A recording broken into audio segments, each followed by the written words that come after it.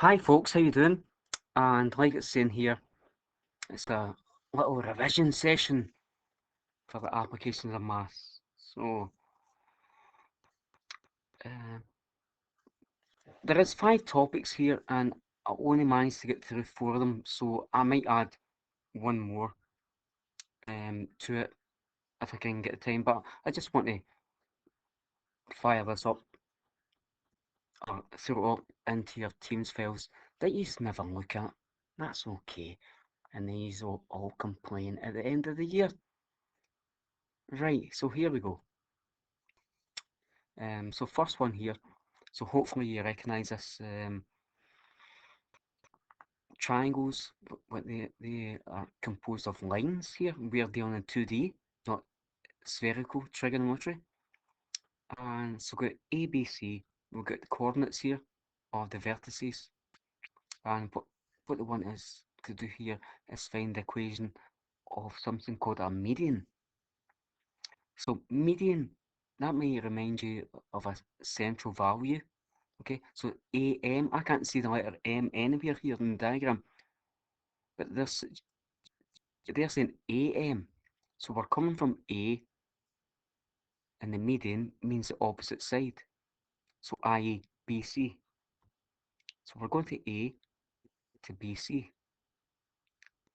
So just remember, that is in the centre of BC. It's not at right angles necessarily. Could be at a fluke, maybe. So that's what we're going for here. Yep, and this is for my own benefit here. Just to stress, M is the midpoint of the line BC. Right, okay. This picture is very small, so I think I'll make it a wee bit bigger. Right, that's much bigger. So I want to work out the equation of this line AM, the median. Right, we know it's the median. That doesn't matter anymore. Well, it does because the position of M is important. So you have the coordinates. Those 3 coordinates, they are going to take a pivotal role in this question. Right, okay, let's go for it. I keep stressing M is the midpoint of the line BC. That means I need the coordinates of it. So, how am I going to get the coordinates of that? Have a wee think to yourself. It's not all about me, it's all about you. How am I going to get the coordinates of this?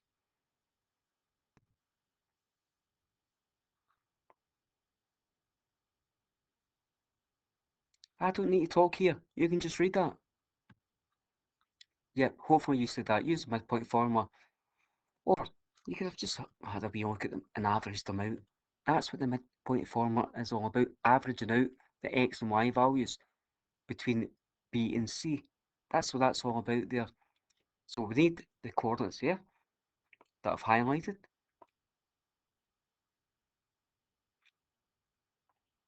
So let's go for it. So x with a wee bar over it and y with a little bar over it. If you're unfamiliar and if you're not in one of my classes and you're looking at that there, that really means the average value of x and the average value of y. So x bar, so take here the average values of the x values and the average values of the y values. So that's all we're doing here. And you should be familiar with that. So we've got the coordinates here. Doesn't matter which one is the first point and which one is the second point, as long as you label them so they know where to go and sit in the formula. So put them in and hopefully you're fine. Watch out for any negative values, and what I would normally do myself And because I am talking about myself, I would usually put in a wee bracket here just to emphasize that one's negative. Right, just be careful here. I know yous are clever people. I know that. Just be careful. 7 and 5 is 12. And 4 add -6 is -2. So we've sorted that out. And then I always like to get the top of the fraction just as a single number in the numerator, whatever you want to call it, then divide by the denominator 2 in each case here, because we're averaging them out. Let's get an answer. Okay, so it looks like we've got a solution here for the midpoint, x bar, y bar, is 6, -1. How do we know that's right? How do we know? Well, let's go and look at the diagram. That's how we'll know. We'll get an indication. They've kind of like gave us a diagram. Right, 6, -1. So 6 looks to be positive. It looks in the right region between 5 and 7. Okay, that kind of looks okay. I don't know if you agree with that. So there's 5, there's 7. Oh, and it looks like 6 lies halfway between them. So I feel good about that. And what about the y value? We'll get a -6 up to 4. That's a difference of 10. And -1 there. That's kind of 5 between them. So I'm happy with that. Right, so let's move on. So the aim of the game here is to find the equation of AM. So in order to do that, probably I've only got the coordinates of A and M, so I need to go and get the gradient of AM. Right, so I've got rid of any information I don't need, like B and C. I've got rid of that. See stuff you don't need? Get rid of it. Because it gets the way you could pick them up. Oh, I'm going to go and use them. Get rid of them. Okay, so AM, let's go and get the gradient. Right, there's your gradient formula. Let's go and get the coordinates. There you go. Doesn't matter which one is first or second. Let's label them.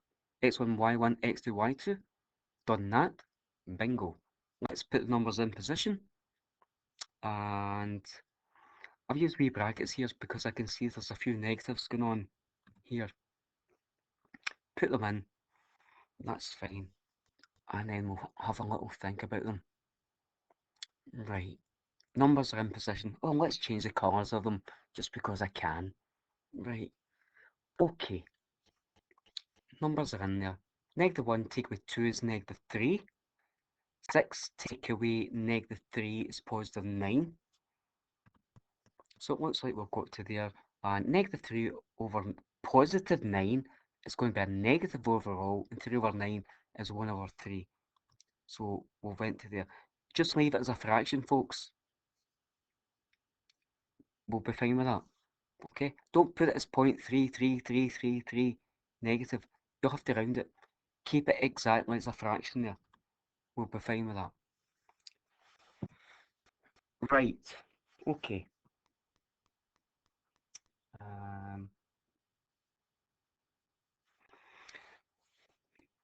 We'll get two coordinates. We'll get a gradient.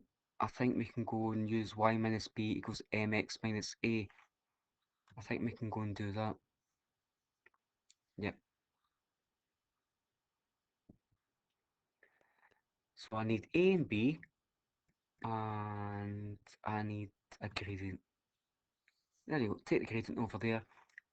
But we have the coordinates are 2 points. We only need one, which will term a and b. So you pick whatever one you want. Any one will work. Either one will work. So I've picked that one for, no reason whatsoever. It's probably because it's closest to M, diagrammatically. So 6 and -1, I'll refer to them as A and B. Right, and that means I'm going to go and get the formula. Y take away B equals M bracket X minus A close bracket. So we're going to put in A and B and M. So I love using brackets, so I'm going to put them in there. Uh, so get the numbers in there. And like I said, I like using brackets because I knew I had negatives here. Let's go and sort this out here. Um, so y take away minus 1, negative, negative, positive. So it'll be y plus 1 there. Then I can start multiplying out the bracket here. And I just want to emphasize here again, what I'm doing here is I'm multiplying out. So it's negative third times x. You know it's going to be a negative third x. And then negative third times negative 6. Negative negative is going to be a positive. Okay, so that's going to be a positive 2. Just so you know what's happening on the next line. Right. So we need to get rid of that positive 1. And basically we subtract 1 from both sides. So it'll be y equals negative third x plus 1. Okay. Right, that looks like we're there. So I've wrapped it up on a fluffy blue cloud, and I'm kind of happy with that answer there. That seems okay, but maybe my algebra has been rubbish. Maybe your algebra has been rubbish. So what I'm going to do here is go and check back to the diagram, because the people who actually created this question gave us a diagram. Let's go back and check some things here. Right, there's a diagram, and then we're saying that is the equation of the median. Is it? So what am I looking at here? There's two things in the equation. That there, that's the gradient. It's negative. So a negative gradient always goes in that direction. So that's rubbish. But that kind of agrees with that there. So negative third, I'll take that. Okay. Other thing, uh, the y-intercept. It's in positive 1. Positive 1. Well, it's above the x-axis. Okay. So that suggests to me that I'm in the right territory. So I'm going to go for that. That looks like a good answer to me. And if you want to check, a double, triple check, why don't you take an x number there, put it in the equation, and see, once you put it in, what answer do you get for y? Do you get that answer? If so, then everything has worked out fine. You can do that in your own time, okay? Because my time is precious. Right, okay. I think we're finished there. That's good. Just remember, folks, I keep saying this. If you have to rewind, then rewind. Because you've got a wee video here. Okay. And right. Blank screen means new question.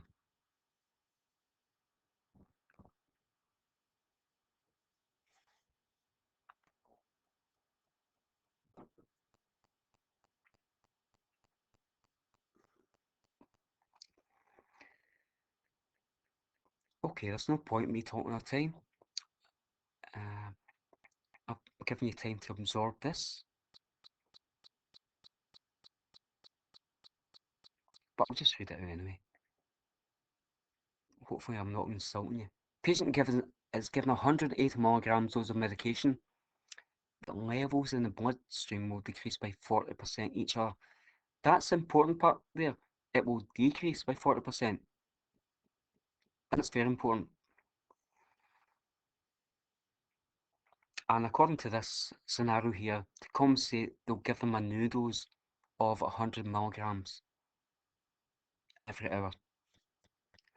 So, that's information. Here is the situation. Well, looks like they want you to sell something called a recurrence relation. And they want you to work out the values of A and B. Okay, so what we've got here is this recurrence relationship, and we want to find A, okay, and B. So we're going to go and find A and B. So these must be related to maybe that, maybe that, and maybe that. I'm going to tell you, probably not that. That'll come into things later on. Right, so we'll go and see how this works for us. Okay? Right. Let's see. So here's the initial dose, and they're calling that U0. Hopefully you're familiar with that. Sometimes they call it U1, but U0, because it's initial or the original, that's why they use the 0 here. It's not necessarily a 0, it's original. 180 milligrams. Right, next. Sorted. A. A is usually the multiplier, as I'll call it. It's something increasing or decreasing by a certain amount. Okay? It's usually multiplicative, and that's related to the 40% here. Alright, but the thing is, they're saying the levels in the bloodstream will decrease by 40%. So how much is left? What's going to be 1 minus that? We need the remaining percentage here. So let's just sort that out. Don't like percentage signs. Let's just 40 over 100, that's what 40% is 0.4. 1 to the 0.4 is 0.6. That's our value of A. Right, we need the B value. That's the top of thing. It's anything additional or anything that they're getting rid of. That's our B value. So this is this 100 milligrams. And again, we don't need units of measure here. That's the additional dose. That's 100. So it looks like we've got 3 values here. Do we need all 3? But the thing is, the question is just to set up a relation, a recurrence relation, which is A and B in it. So we don't need that here. So just a 0.6 and 100. A and B, there we go. And we're just going to put them in there. So to get the next value, un plus 1, we need to put in the initial value, un, or the previous value, un. We've now got A and B. Okay, so that looks like we have this recurrence relation. That's us. So we're going to use that. Well, it depends what they're going to ask us next.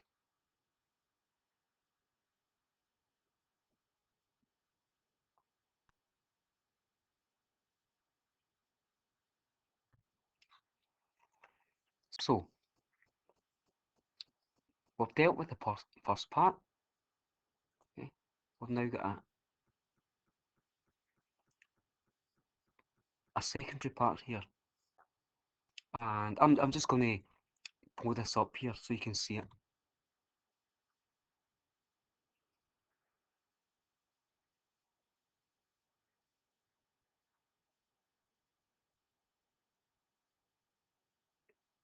So like you can see there, if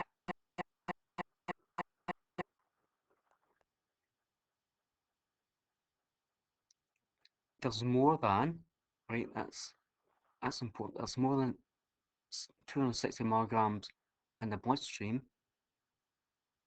there'll be serious side effects.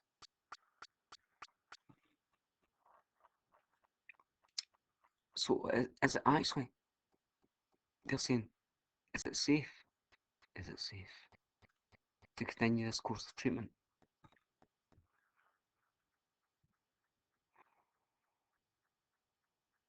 Well, that means we're looking at some kind of barrier here. Are we going to exceed 260? So in these recurrence relation problems, what we're doing is we'll look for a limit. So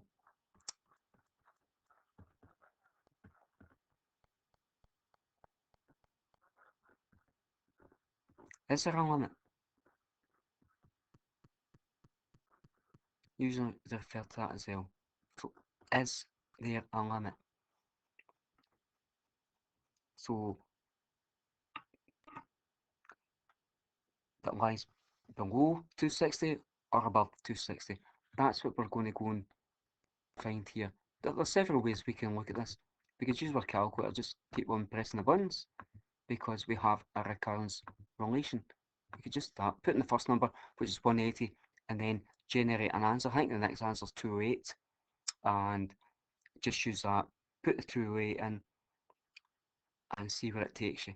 It might take you about 15 minutes, actually. So you could do that. So you could put in the first number if you want. Um, so if you wanted to go and get U1, you could go and put 0.6 times 180, because that was U0, plus 100, and U1 will give you 208, and it will be in milligrams, right? We don't care about the units. And in order to get U2, you would use the exact same formula, 0.6, but this time take the previous answer, with 208, take that and add 100 and see what you get. It's probably going to increase here, I would imagine. So 0.6 times 208, what do you think you're going to get?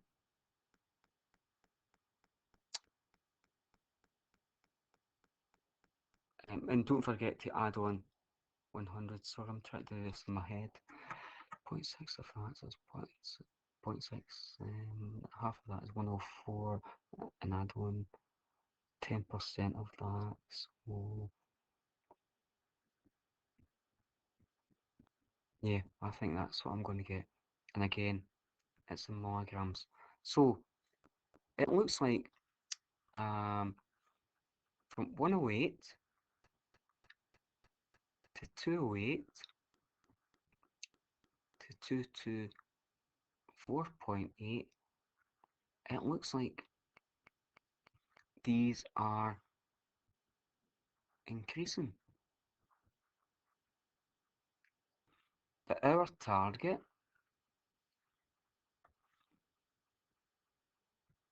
is 260. So we don't want to hit 260. Oh, well, if we do hit 260 or we bypass 260, we're going to say, nah, stop the course of treatment. So, but instead of using your calculator all the time, what we can do is go and look and see, is there actually a limit? That's what we're going to look for here. Is there a limit? Because there are limits for our recurrence relations. And what they're talking about is a convergence. So every time you use your calculator, press all your buttons, get the same answer, use the same equation, same relationship here. I'm not allowed to say a relation um, to be eventually end up at a certain number, a limit. Let's go and see if we hit this limit. So if a limit exists, this value of a must lie between -1 and +1. It doesn't include the endpoints. It has to lie between them. So we can see that our value of a is 0.6, and hopefully you will agree it definitely lies between -1 and 1. So we've got a limit. Let's go and find it. Okay. And oh, have we determined the limit? They're asking us serious questions here. So there you go. There is a recurrence relation format. But eventually, un plus 1 will equal un, because every time you press the button in the calculator, you're going to get the same answer. So un plus 1 will equal un. And we'll call that L, that is the limit. So why don't we replace that? There. And maybe use a wee bit of algebra. Yep, there. Factorise. Get rid of 1 minus a, because it's multiplying L. Take over. There you go. Bingo. That's why we get b over 1 minus a. I always forget the order of them. Right, that's why we've got that. It's good to have that in the back of your mind there. Right, okay, let's go for it. L equals b over 1 minus a. We'll get a and b, put them in. 100 over 1 minus 0.6, 100 over 0.4, in the calculator gives you 250. What does that 250 mean to you? Well, it's 250 milligrams. So make sure you put in the units, especially when we're dealing with drugs. Here, that's very, very important. Okay, we've dealt with that. What does that mean in the context of the problem? Well, the context of the problem is it's known that more than 206 milligrams of bloodstream results in serious side effects. Is it safe to continue this course of treatment? Well, what did we find? We found we got 250 milligrams as a limit. It will never exceed 250 milligrams. Never exceed 250. So we need to make a statement here. And it's just like it's saying there. So 250 milligrams is definitely less than 260 milligrams. What does that mean to you? Yep, hopefully you would agree it is safe to continue with this treatment. Or the treatment. The treatment might be horrible. But anyway, we're going to continue. Right, I think that question is done. Okay, you can have a breather. Pause the video here before we go on to the next question.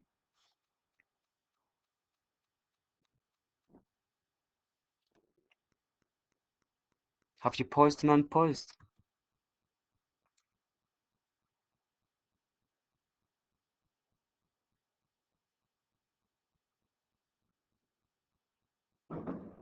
Okay, let's go for it.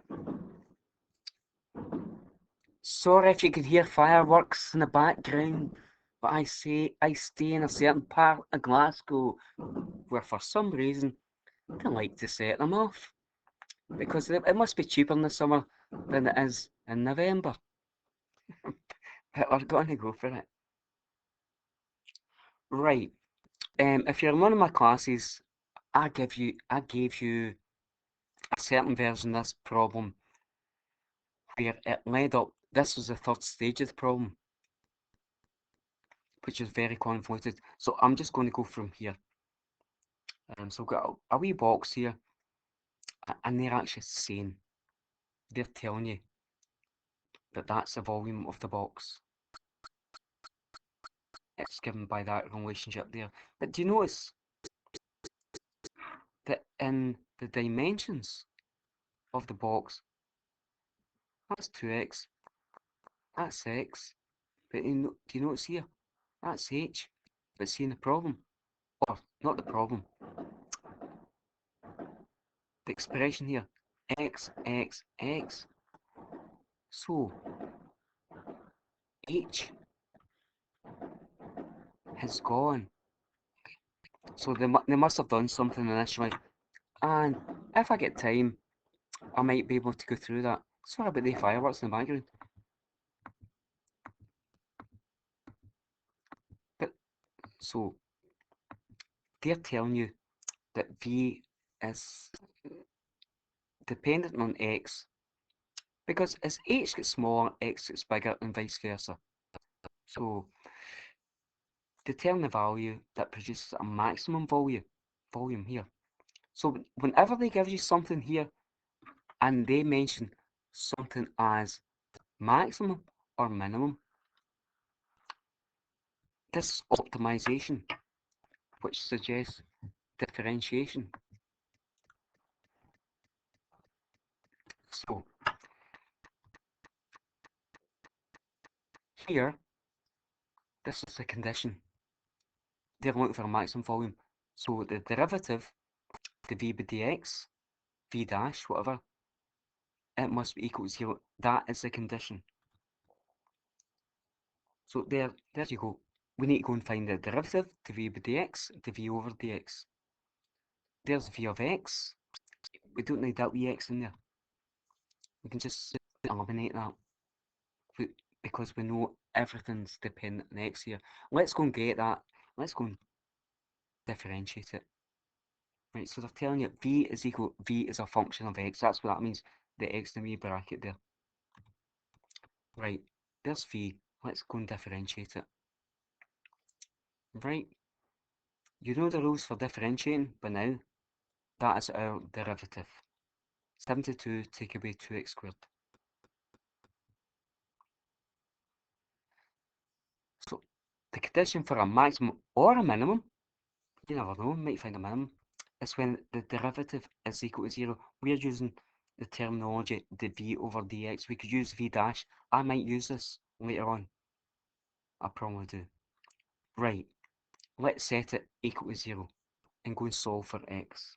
72 take away 2x squared equals 0. I've taken the 2x squared over the other side because it was negative. I might switch it around, I don't know. You have. Let's get rid of that 2. Let's divide both sides by 2. So we'll get x squared equals 36. And let's take the square root of both sides. I've got x equals 6. Why is it not positive or negative 6? It's because we're talking about distance here. Distances are always positive. I don't want to hear about a distance being 0. Okay, because we got a box, our distances are always positive. Right, that's why it's positive 6. Let's continue.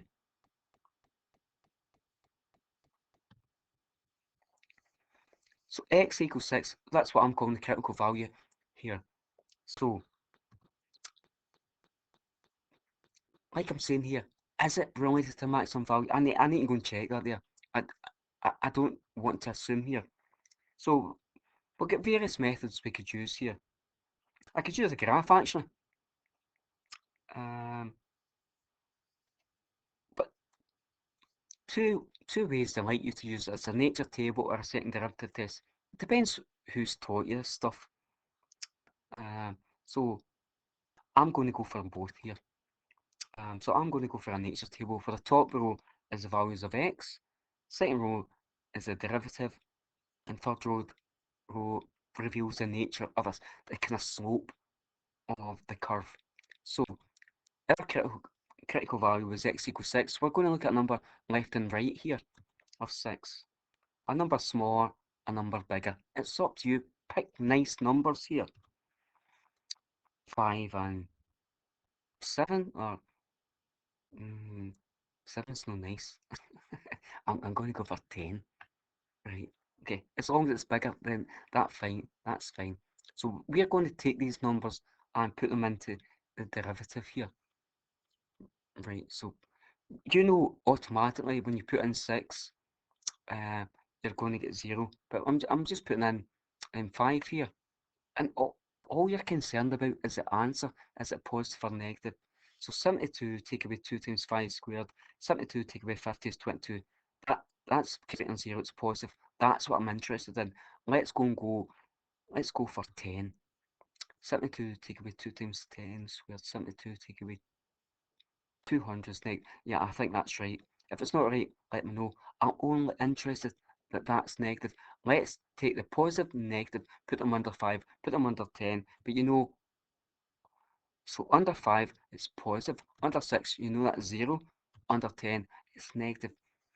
These represent slopes, okay, of tangents at these points. That's what we're kind of looking at here. That's why I can use lines here. So if I've got a positive slope, it's going bottom left to top right. That's what I've got there. Next, under 6 is 0, it's horizontal. That's why I've got that there. Under 10, it's a negative. I'm going top left to bottom right. It's that there. So what I've done there, either side of 6, I've traced out a path. That path there, what I'm trying to indicate, it maximizes under 6. So we have got a maximum turning point locally around 6. So that's why I can say that there. A maximum volume, because that's what we're talking at x equals 6 centimetres. They've not asked us to work out the volume, so I won't continue with that. Right, but if you, sometimes you might not be familiar with Nexus tables. You might be familiar with a second derivative test, which doesn't always work. That's why I don't like to use it. Okay, but I'll talk you through it. Or I'll just go through it here. So here's our first derivative there. Let's differentiate that again. Here's the notation. dt d over dx squared is negative 4x squared. 72 disappears because it's a constant, and the 2 comes down to multiply negative 2, negative 4x. That's our second derivative. So it's negative 4x. Okay, let's go for it. And if you don't like that notation, I prefer the v dash and the v double dash. Saves ink. Right, so in the second derivative test, we need to use the x value, the critical value, which is 6. So if I get negative answer, negative relates to actually a maximum turning point. If I get a positive answer, it relates to a minimum turning point. So let's put it in. There you go. Negative 24. That's definitely less than 0. So that means I've got a maximum volume at x equals 6. So there you go, folks. That just confirms it there. You okay with that? And go back and look at your other lessons, especially if you're in one of my classes, then I'll go through and explain that. But whoever you've got, sometimes they just say uh, negative is maximum and positive is minimum. That's fine. What happens if it's equal to 0? Then you have to go back and use a nature table. So hopefully your lecturer has made you aware of that. I'm sure they have, because you just get very good lecturers. Right. Okay. Moving swiftly on.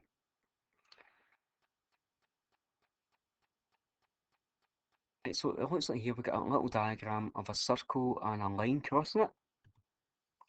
And I want to find the coordinates of the point of intersection. Right, we can see the line definitely meets the circle there. We can see that. So instead of diving straight into this here, see that little blue dot there? I'm trying to indicate what's the centre of this circle. So do you know what the centre is? Going from the equation you've been given up on the top right. What's the equation, or what's it? Sorry, what's the coordinates of that circle? How would you know? Well, just look at the x and y values in there. So just so that you know, the format they've given you there is x minus a squared plus y minus b squared equals some other stuff. So both them up here are negative. So that fits the template there. So it just means you can just take the numbers there and go and insert them.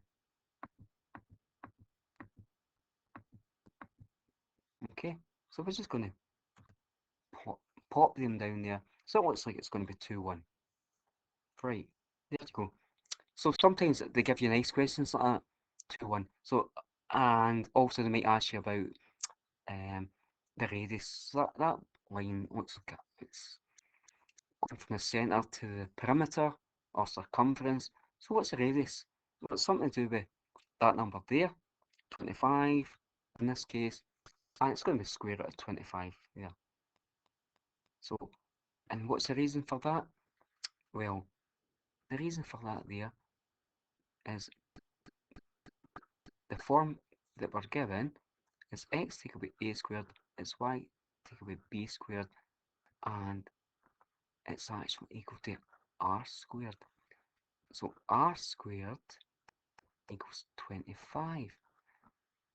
So that means r is equal to square root of 25. Sorry, that's meant to be a 25. Right, let's get rid of that there.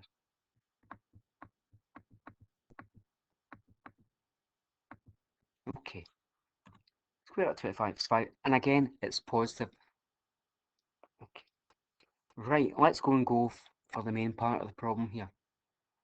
We want to find the coordinates of the point of intersection. So we can see from this diagram, this line definitely intersects. So we are going to come up with 2 points and their coordinates. So what we're going to do here is, well, we've got several ways you can do it. This is the way I'm going to do it. Take the line with equation y equals 3x, and let's pop it into the circle equation where we've got y there. Let's put it in there. Y equals 3x, it's going to get in there. Right.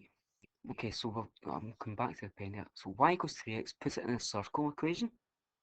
So get rid of y from the circle equation. Yeah. Put 3x in its place. Get rid of y, put in 3x. Right, and then we can go from it. Right. Need to get rid of the brackets here. So we're going to square them out. So hopefully you remember how to square out brackets. Yep, just like that there. Right. If you get 2 terms in the bracket and you're squaring it, you'll end up with 3 terms ultimately. That's what we're going to do here. I'm not going to go through all the workings here. Individually, x taken with 2 all squared gives you that. 3x taken with 1 all squared gives you that. And together, they give you that. Right, don't forget about that 25 over there. So now what we're going to do is gather like terms. So,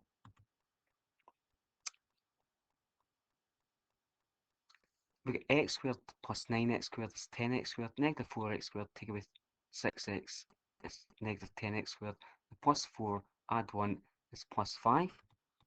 We've got that, but that 25 is on the other side. Let's invite that into the party. So when we bring 25 over, we'll be subtracting it, doing the opposite operation. Done that there. Right, that's a quadratic equation. That looks nice. I think I can solve that. Can you spot something to do with the numbers here?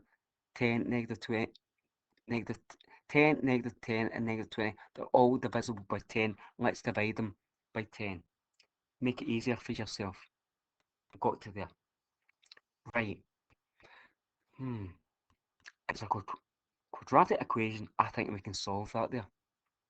You solve it by whatever method you want. Okay. I'm going to solve this by quadratic formula, completing the square, or factorising. I'll factorise. Do you know why? Because I can.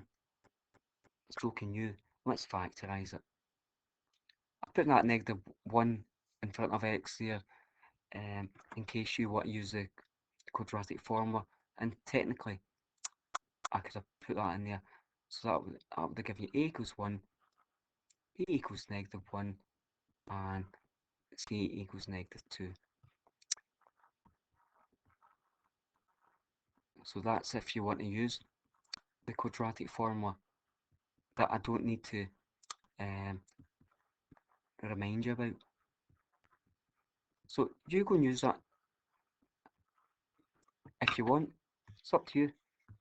If you want to use completing a square, if you remember that, then that's fine. So I factorised it. Yeah. And so get something times something equals 0. That's only possible mathematically if something's equal to 0 or the other something is equal to 0. Right. So contents of both the brackets are equal to 0. Let's solve for x. So x plus 1 equals 0 means x equals -1, or if x equal to 2 equals 0 means x equals 2. Bingo. There we go. Is that it's finished? This question. No, because we had to work out the coordinates. So what are we going to do? Do they actually, the values fit in with the situation? Let's put them in with the diagram. -1, 2, they seem kind of okay. So it looks like I've got an x value of -1 down there. So an x value of -1. So I would draw that up to the x-axis. That seems to kind of be okay. Another one, +2, going on the x-axis. That seems okay. So I'll get rid of those and I'll move on. Let's go and get the y values. Right.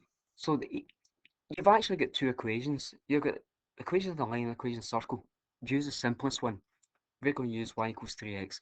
So I've got two x values. I'm going to name them x1 and x2. x1 is x, -1. Put it in there. Bang.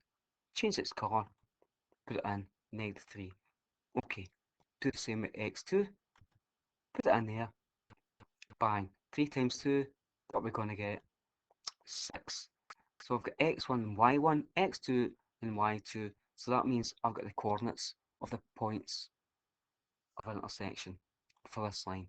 -1, 3, sorry, -1, -3, and 2 and 6.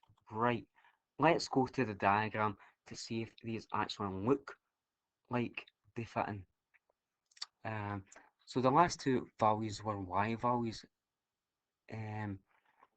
So the y values, what were they?